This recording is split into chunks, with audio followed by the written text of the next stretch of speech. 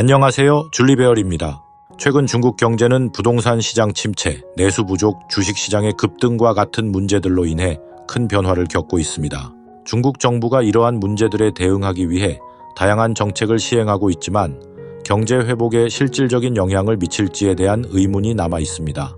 이번 영상에서는 중국 경제의 현재 상태를 심층 분석하고 중국 정부가 직면한 과제와 앞으로의 정책 방향에 대해 객관적으로 살펴보겠습니다. 중국 경제는 지난 수십 년간 빠르게 성장했으나 이제는 성장의 한계에 도달한 것으로 보입니다. 그 중에서도 부동산 시장의 침체는 가장 심각한 문제로 지목되고 있습니다. 중국의 부동산 시장은 오랜 시간 동안 경제 성장의 주요 동력이었습니다. 도시화 과정에서 급증한 부동산 수요가 경제 성장에 크게 기여했지만 최근 몇 년 동안 과잉 공급과 수요 감소로 인해 부동산 가격이 급격히 하락하고 있는데 이는 금융 시스템에도 큰 부담을 주고 있습니다. 부동산은 중국의 주요 담보 자산 역할을 하고 있으며 많은 기업들이 부동산을 담보로 대출을 받아 자금을 조달하는 구조이기 때문에 부동산 가격 하락은 금융 시스템 전반에 걸쳐 리스크를 초래하고 있습니다. 특히 부동산 개발 업체들이 대규모로 채무를 지고 있으며 이는 채무 불이행의 위험을 높이고 있습니다. 대표적인 예로 헝다의 파산 위기는 중국 부동산 시장이 직면한 구조적 문제의 상징적 사례로 부동산 개발의 과잉 투자가 얼마나 위험한지를 보여주고 있습니다. 이로 인해 중국 경제 전반에 걸쳐 시스템적 금융 리스크가 증가하고 있습니다. 두 번째 문제는 내수 시장의 부진입니다. 중국은 오랜 시간 수출 주도형 경제 모델에 의존해왔습니다. 이는 중국이 값싼 노동력을 바탕으로 글로벌 시장에서 경쟁력을 가질 수 있었기 때문에 가능한 모델이었습니다.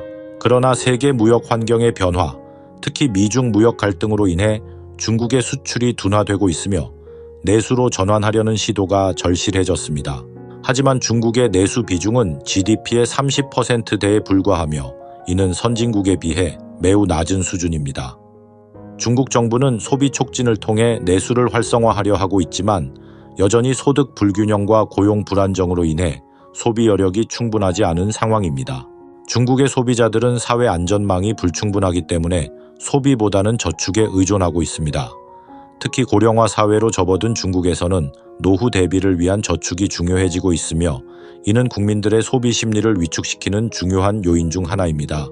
따라서 내수 시장을 활성화하기 위해서는 구조적 개혁이 필요합니다.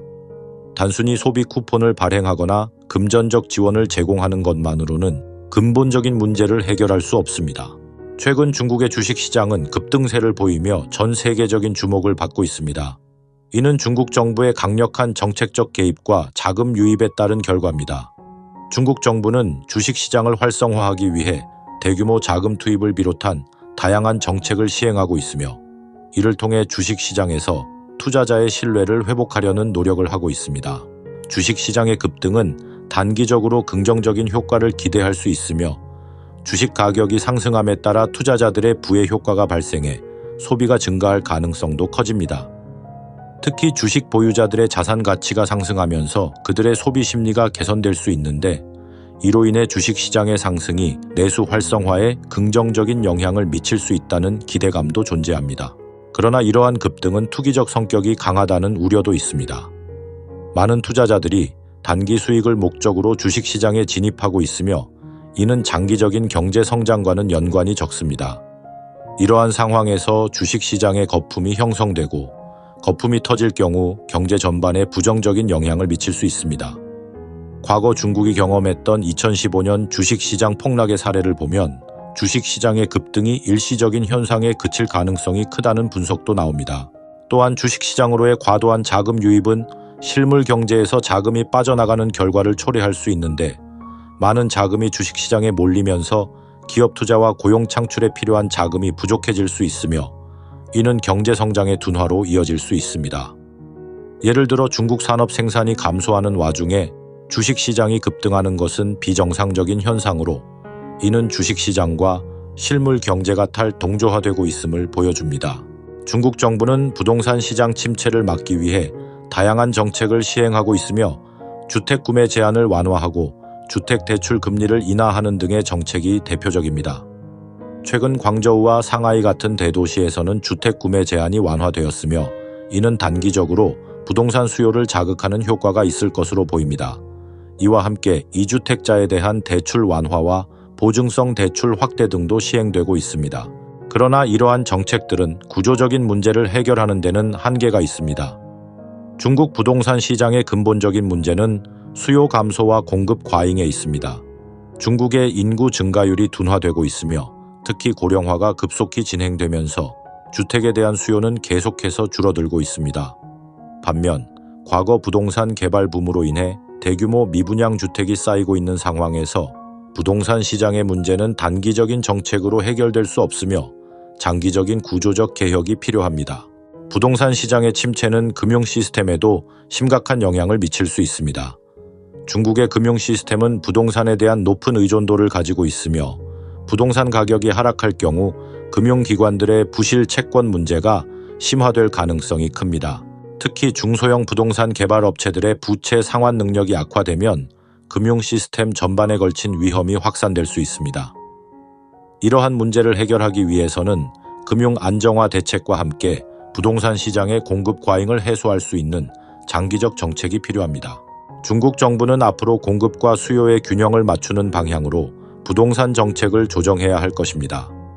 또한 부동산 규제 완화에 그치는 것이 아니라 주택을 통해 내수를 활성화할 수 있는 방안을 모색해야 합니다. 특히 주택 임대 시장을 활성화하고 공공주택 공급을 늘리는 등의 정책을 통해 중장기적으로 부동산 시장을 안정시키는 것이 중요합니다. 내수 부족 문제를 해결하기 위해 중국 정부는 다양한 소비 촉진 정책을 시행하고 있습니다. 소비 쿠폰 발행, 자동차 및 가전제품 구매, 보조금 지급, 그리고 다자녀 가정 지원금 지급이 대표적인 예입니다.